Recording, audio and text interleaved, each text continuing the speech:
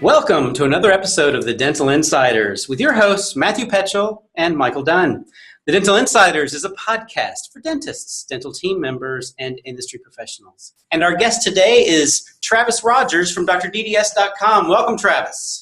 Thank you. Always nice to talk to you guys. All right. Well, hey, why don't we just jump right in? Tell us a little bit about your background, because I think today's podcast we're going to talk about email marketing, and depending on how the conversation goes, I think the title is maybe best horror stories in email marketing. Which reminds me, because I'm on a strict timeline right now because I have to get back to my email. There's a Nigerian prince that just needs my bank account to help get some money, but I'll get a cut of it. Okay. So I want to make sure I get back to him today. I think maybe Travis can give us some insight on how you could probably do that on your mobile phone. And yeah. you won't go back there. Yeah, there you go. Let me send you that account number. Yeah. Yeah. So give us a little background of what you've done, because I know you've got a lot of experience in digital marketing and the internet and email marketing and all that. So let our listeners hear about it. So we, on average, been doing email marketing for the past 5 years to the dental industry. At the height of our marketing, we were doing about 2.5 outbound emails a month. So definitely some great horror stories, some success stories. Can talk about tips for success as well. So thanks guys for having me. And if we want to, we can jump right in. And I think what we want to talk about starting out was potentially even some of the subject line do's and don'ts and some of the horror stories that we have for subject lines. So Michael and I, we both have, Michael's worked at manufacturers, and I've been at an agency and had to work with manufacturers. And there's always seems to be a lot of, smart people in the room who think they know everything about everything. So let's go through, and we thought this podcast would be a little less Q&A. Ours is normally a Q&A where we kind of unravel a person and get them nervous, and then ask them questions that make them feel uncomfortable. But I think today it's more, really a conversation around email marketing, because inboxes are so glutted and so full today, and quite frankly, full with a lot of poor messaging or bad messaging. And I think Travis, with his experience and what he sees every day and what his team is doing every day, can really share a lot of insights applicable to both people on the industry side and dentists about, just as you put it, do's and don'ts about email marketing. Yeah, we could call this best practices. We call it do's and don'ts, but I think we're going to try to go with horror stories. So Travis is going to, I think, share his screen a little bit. So if you're just listening to the audio podcast, we'll try to walk you through some of the things that we're talking about. But if you have a chance to watch the video, it's on our YouTube channel, which you might be able to follow along a little better with the visual. But go ahead, Travis. Let's roll. Sure. Yeah, absolutely. So we've all seen it. We've all received these emails, the Nigerian people asking for account numbers and things like that.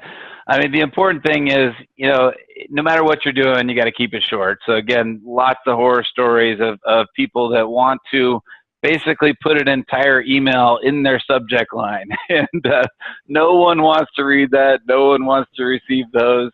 Trying to pack in their names. I think people are getting smarter as well about automated tools and the ability to personalize everything inside of an email. So putting people's names in the subject lines. Some of those cheesy tactics are just horror stories. If you're adding all that in, it's something to reconsider. So like I said. Keep it short is a good one. You have a story of a client who had like 1,000 words in an email subject line? Absolutely. Personalizing first name, last name, company they're with.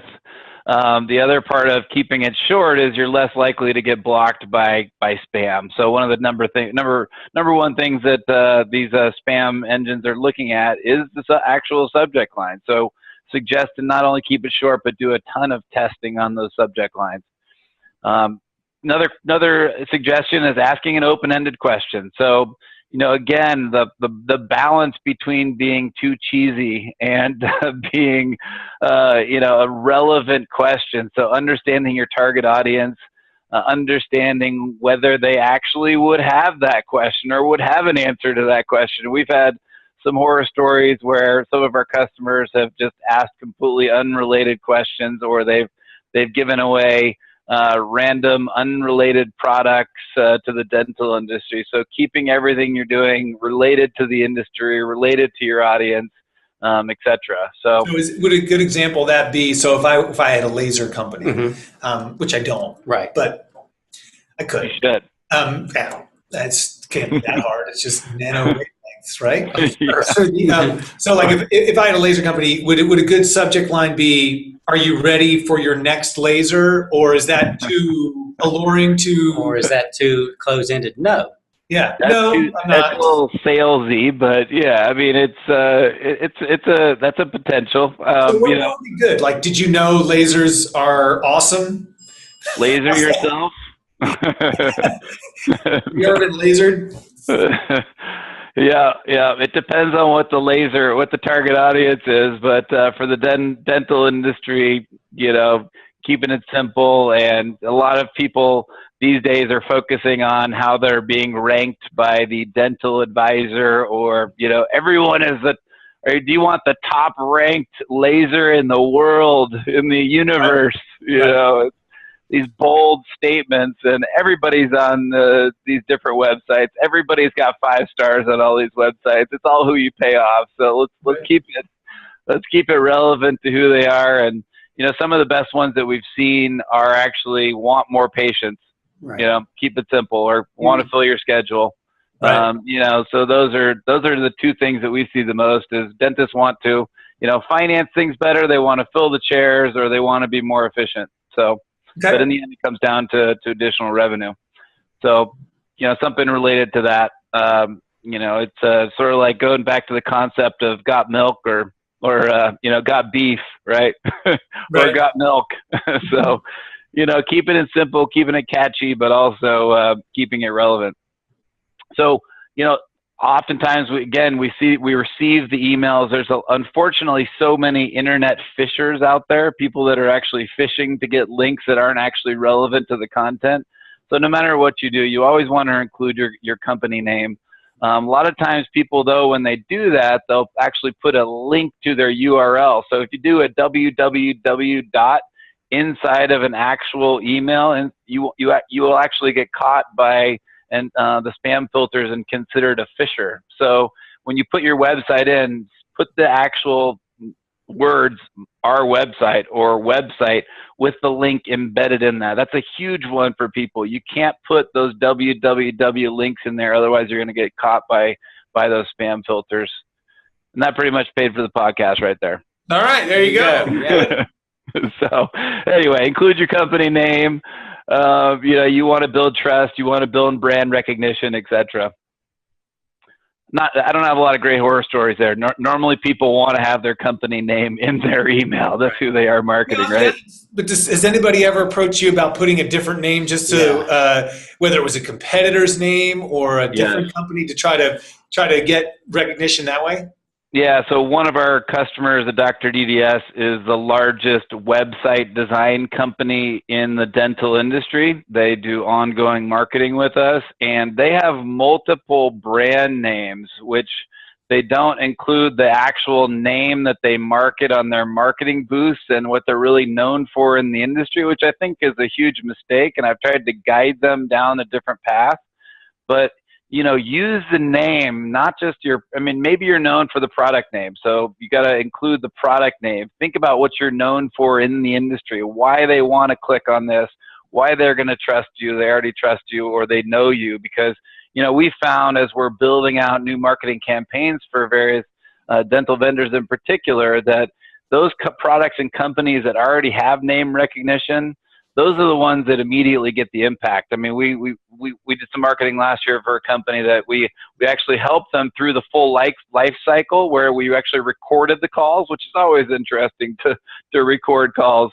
And they found that they actually had new customers renewing. They knew who they are, and you know, and the recognized name is such an important component for dentists in particular, as well as marketing to patients for dentists.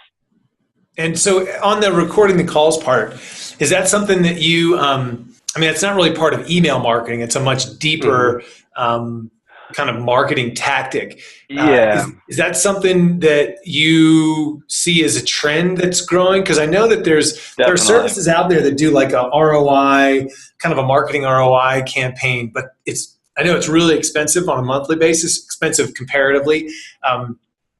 And Yeah.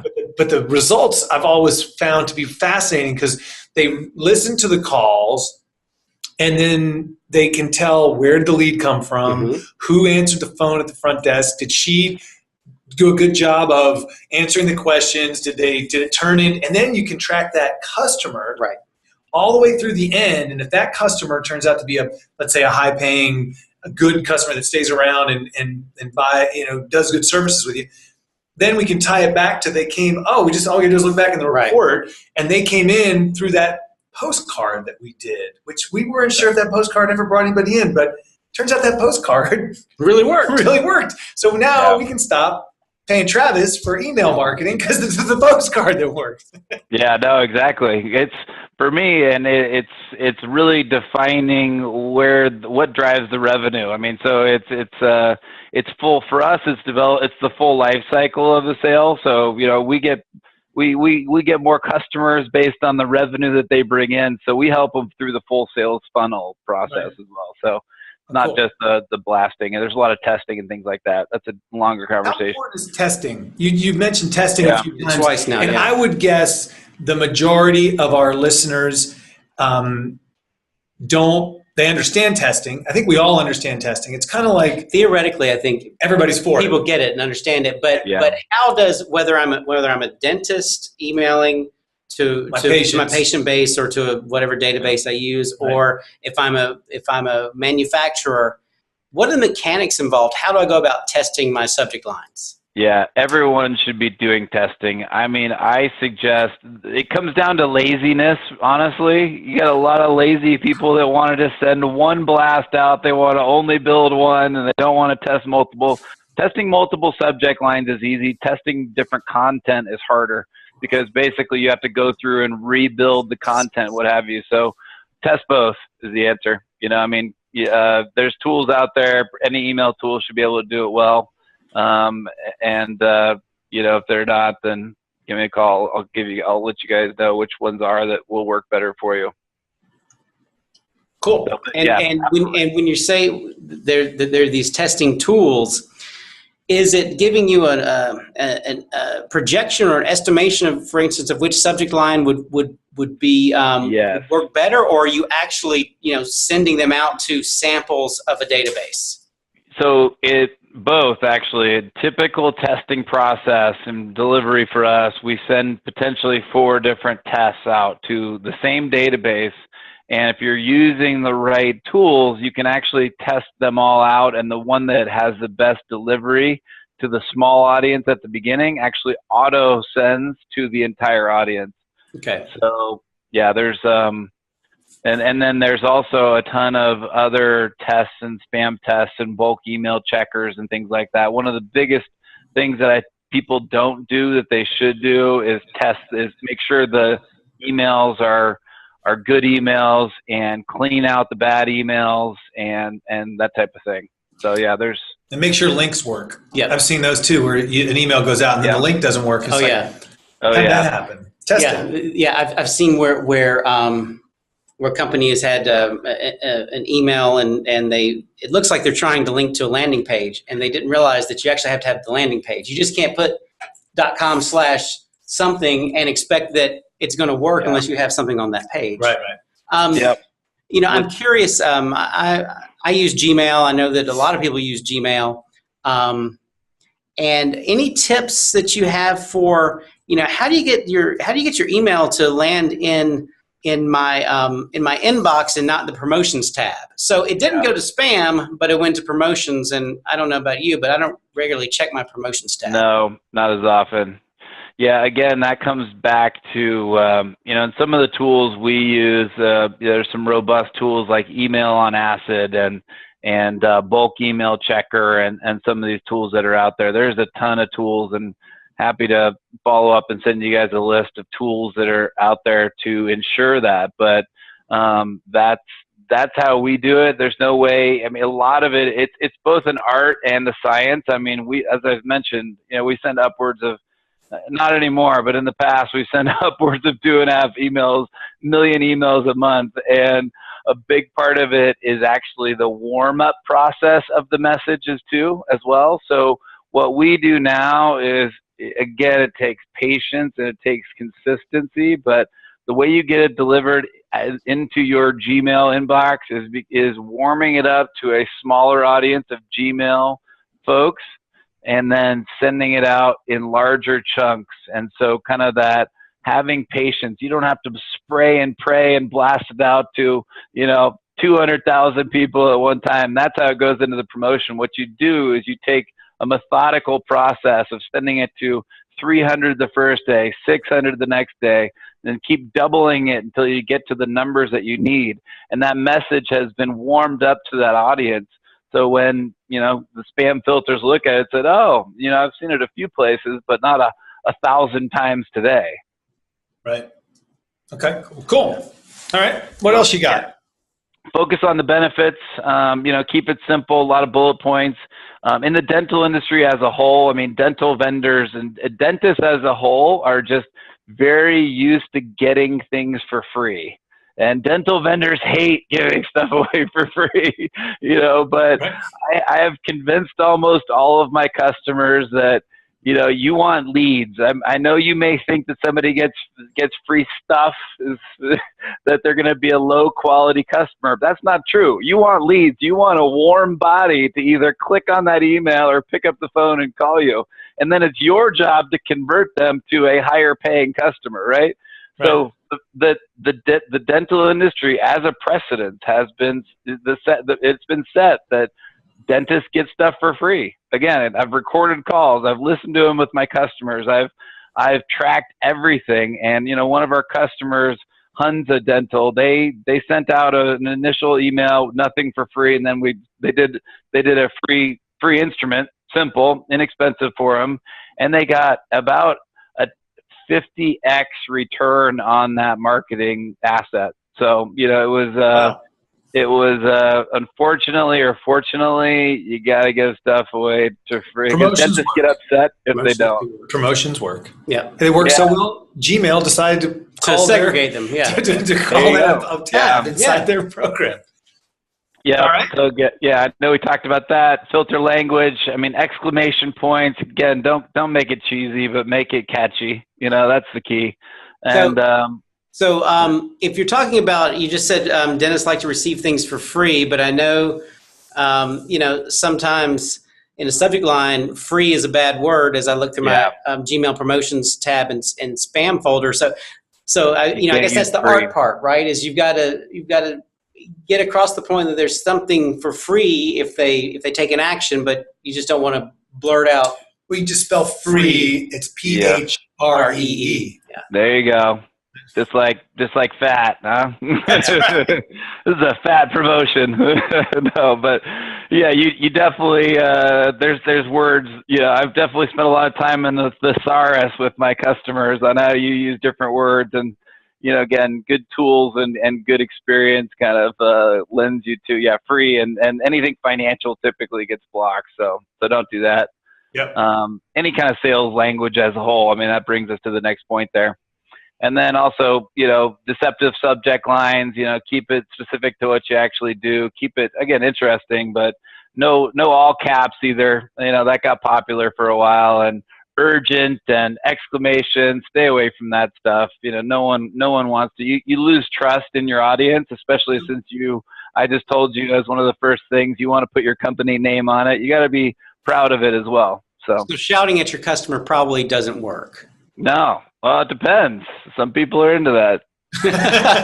It works for some. Yeah.